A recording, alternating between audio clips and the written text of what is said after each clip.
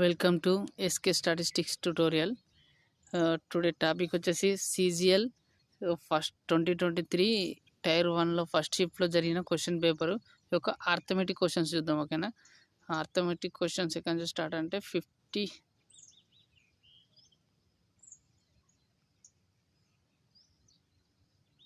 ఇక్కడ నుంచి స్టార్ట్. ఓకేనా,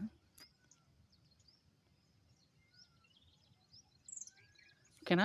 ఏ ఈజ్ ఫస్ట్ క్వశ్చన్ ఏమన్నా అంటే if A is 90% of B అన్నాడు, then what percent of A is B. ఓకేనా, ఫస్ట్ ఏకి 95% ఈజ్ అన్నాడు కాబట్టి 95% ఆఫ్ బి అన్నాడు. ఓకేనా, అప్పుడు మనం ఏ బై బి అని రాసుకోవచ్చు. ఏ బై బి అనేది 95 పర్సెంటేజ్ తీసేస్తే 100 రాసుకోవచ్చు. ఓకేనా, అంటే ఏ వాల్యూ ఎంత 95, బి వాల్యూ 100 అని అజ్యూమ్ చేసుకుంటున్నాం. ఓకేనా, ఫిక్స్ కాదు, just A value 95, B value 100.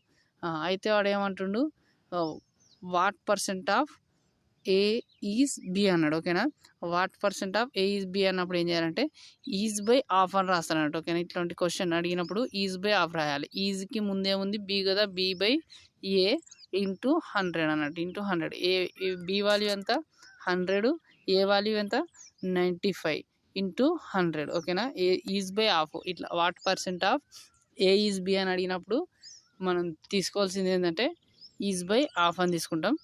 ఇప్పుడు ఇక్కడ పైన చూసుకుంటే మనకు అన్ని జీరోలో ఉన్నాయంటే పైన లాస్ట్ వాల్యూ జీరోనే వస్తుంది. కాబట్టి ఆప్షన్లు వెరిఫికేషన్ చేద్దాం. ఫస్ట్ దాన్ని చేస్తే ఇది 9 ఇంటూ 0 0 ప్లస్ 3 అంటే మనం ఎప్పుడైనా అంతే కదా చేసేది. 1/2 అంటే ఏం చేస్తాం, ఇది 2 1/2 ఉందనుకో, 2 ఇంటూ 2 4 ప్లస్ 1 అంటే 5/2 రాస్తాం కదా. అట్లనే నేను ఇక్కడున్న ఆప్షన్ని వెరిఫికేషన్ చేస్తున్నా. మనకు ఆన్సర్లో 0 రావాలి, లాస్ట్ వాల్యూ. 9 ఇంటూ 0 0 ప్లస్ 3 అంటే 3, అంటే లాస్ట్ ఆన్సర్ 3 వస్తుంది. అంటే అది కాదు, మనకు కావాల్సింది 0 కావాలి కదా లాస్ట్ ఆప్షన్. నెక్స్ట్ ఇక్కడ 9 ఇంటూ 4 36, 6 ప్లస్ 7 అంటే 3 వస్తుంది. అంటే ఇది కూడా మన ఆన్సర్ కాదు. ఓకేనా, నెక్స్ట్ చూసుకుంటే ఇక్కడ 9 ఇంటూ 9 8 జా 72, 2 ప్లస్ 7 9, అంటే లాస్ట్ డిజిట్ 9 వస్తుంది. అంటే ఇది కూడా కాదు. అంటే అర్థమైంది కదా, నేను లాస్ట్ డిజిట్స్ 9 ఇంటూ 2 72, 72కి 17 యాడ్ చేస్తాను, అంటే ఓన్లీ లాస్ట్ డిజిట్సే తీసుకుంటున్నాను నేను. 9 వస్తుంది, లాస్ట్ డిజిట్ 9 వస్తుంది కాబట్టి నా ఆన్సర్ అది కూడా కాదు. ఇప్పుడు ఏదైతే ఆన్సర్ ఉందో అది వెరిఫికేషన్ చేద్దాం.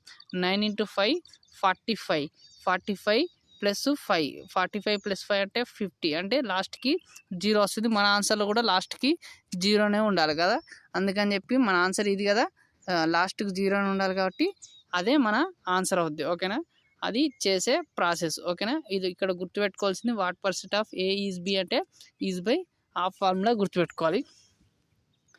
నెక్స్ట్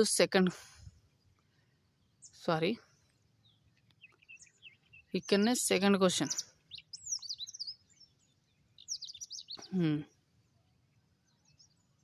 సెకండ్ క్వశ్చన్ ఏమన్నాడు, the market price of mustard oil is 25% more than its cost price. At what percent less than the market price it should be sold to have a no profit no loss అన్నాడు కదా. ఇక్కడ ఏంది రాయాలి, cost price ఉంది, market price ఉంది, next దాన్ని ఎంత కమ్మిండు sold అని అడిగింది. సోల్డ్ అంటే selling price. Okay, cost price ఎంత 100 రూపీస్, ఫస్ట్ 100 రూపీస్ అనుకోవాలి అది. నెక్స్ట్ మార్కెట్ ప్రైస్ ఎంత కనిపిండు 25% మోర్ దెన్ అన్నాడు కాబట్టి ఇది 125% అని నేను అనుకుంటున్నాను. ఇవన్నీ అజ్యూమ్డ్ వాల్యూస్ అన్నాడు. ఓకేనా, నెక్స్ట్ సెల్లింగ్ ప్రైస్కి no profit no loss. Selling అంటే ఎంతకు కొన్నాడో అంతకే అమ్మాలంటున్నాడు, అంటే 100కి కొన్నాడు కాబట్టి 100 అమ్మిండు అని అనుకున్నాం. ఓకేనా, కాబట్టి అప్పుడు లెస్ దెన్ ఇట్లా ఏమడిగిన question, at what percent less than the market price, అంటే ఎంత తక్కువకి అమ్మితే నో ప్రాఫిట్ నో లాస్ రాకుండా ఉంటుంది అని అంటుండు. ఇటువంటి అడిగినప్పుడు లెస్ దెన్ అనే వర్డ్ కనబడ్డది, ఇట్లా లెస్ దెన్ మోర్ దెన్ అనే వర్డ్ కన్నప్పుడు ఏం చేయాలంటే ఇటు మధ్య డిఫరెన్స్ తీసుకోవాలి. ఇప్పుడు అడిగింది అదే కదా ప్రాఫిట్, ఇటు మధ్య డిఫరెన్స్ 25, లెస్ దెన్ అన్నప్పుడు హైయెస్ట్ వాల్యూ. ఈ రెండిట్లలో హైయెస్ట్ వాల్యూ ఎంత 125 కాబట్టి 125 ఇంటూ 100 వేయాలి. ఒకవేళ మోర్ దెన్ అని అడిగితే వాటి మధ్య డిఫరెన్స్ బై లెస్సర్ వాల్యూ, అంటే ఈ రెండిట్లలో లెస్సర్ వాల్యూ ఏది ఉంటుందో అది తీసుకొని చేయాలి. ఇక్కడ మనకు మోర్ దెన్ అడగలేడు, లెస్ దెన్ అడిగింది కాబట్టి మనం హయ్యర్ వాల్యూ, ఓకేనా. లెస్ దెన్ అడిగితే హయ్యర్ వాల్యూ తీసుకోవాలి డినామినేటర్లో. 25 1 25 5 5 20 అంటే మన ఆన్సర్ 20% అన్నట్టు, 20% అన్నట్టు, ఓకేనా. ఇంకోటి గుర్తుపెట్టుకోవాల్సిన ఇంకో మెథడ్ ఏంటంటే 25% వాల్యూ. 25% వాల్యూ ఎంత? 1/4. లెస్ దెన్ అన్నప్పుడు ఏం చేయాలంటే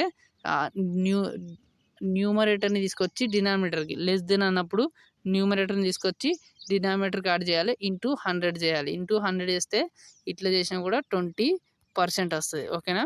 లెస్ దెన్ అంటే డినామినేటర్కి యాడ్ చేయాలి. ఒకవేళ మోర్ దెన్ అన్నప్పుడు డినామినేటర్ నుంచి తీసేయాలి. మోర్ దెన్ అన్నప్పుడు న్యూమరేటర్ని డినామినేటర్ నుంచి తీసేయాలి. అర్థమైంది కదా. అది ఇంకో ప్రాసెస్. లేదనుకుంటే ఇంకో ప్రాసెస్ ఏంటంటే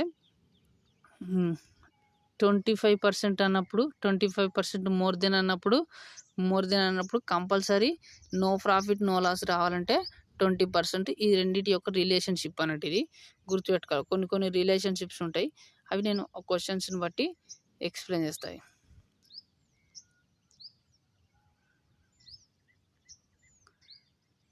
ఓకే, నెక్స్ట్ క్వశ్చన్.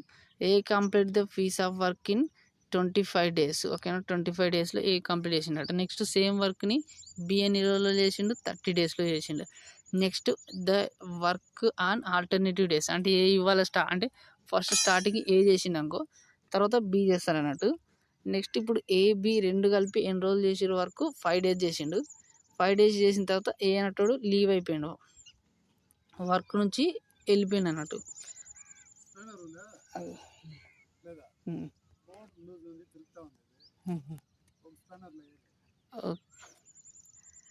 ఓకేనా. ఏ అండ్ బి కలిపి 5 రోజులు చేసిన తర్వాత ఏ లీవ్ వర్క్ వెళ్ళిపోయినాడు, అయితే రిమైనింగ్ వర్క్ బి ఎన్ని రోజులలో చేసిండని అడుగుతుండు. ఇటువంటి క్వశ్చన్లు అడిగినప్పుడు ఏం చేయాలంటే ఫస్ట్ వాటి రెండింటికి ఎల్సిఎం చేయాలి. ఎల్సిఎం 25, 30కి ఎల్సిఎం ఎంత? 5 5 5 6 అంటే 5 × 5 25, 25 × 6 150, ఓకేనా. 150 అనేది ఎల్సిఎం వచ్చింది. ఈ రెండింటి యొక్క ఎల్సిఎం అనేది 120 వస్తుంది. ఇప్పుడు ఈ 25 6 నెక్స్ట్ ఈ 35 ఎఫిషియన్సీ అంటారు. వీటిని ఏమంటారు అంటే ఎఫిషియన్సీ అంటారు. అంటే ఫస్ట్ మనం ఎల్సిఎం కనుక్కోవాలి, ఎల్సిఎం కనుక్కున్న తర్వాత వాటి యొక్క ఎఫిషియన్సీ కనుక్కోవాలి, ఓకేనా. ఈ 120 అనేది టోటల్ వర్క్ అని అజ్యూమ్ చేసుకోవాలి. సారీ 120 కాదు, 150 వస్తుంది. 150 అనేది ఇప్పుడు ఇంత ఎల్సిఎం అనేది 150 వస్తుంది. 150 వస్తుంది, ఓకేనా.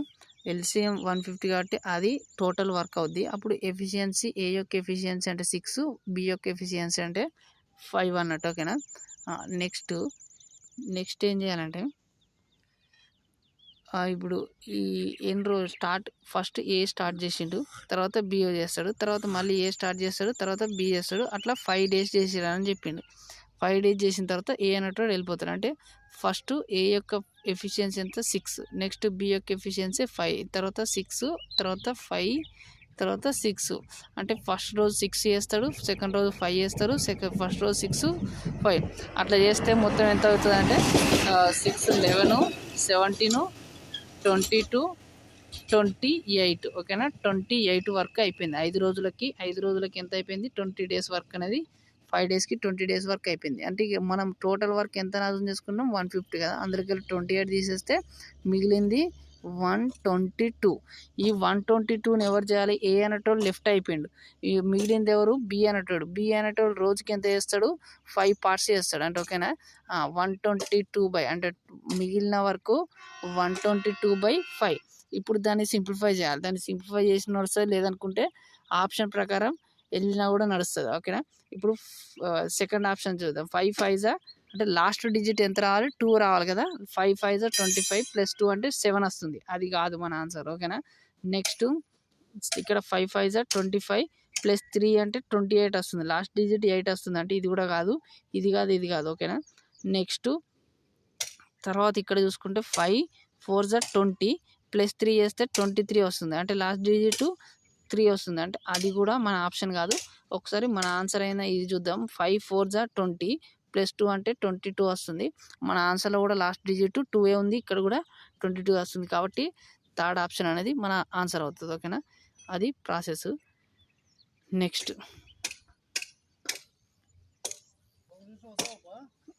ఓకే, రిమైనింగ్ క్వశ్చన్స్ నెక్స్ట్ వీడియోలో ఎక్స్ప్లెయిన్.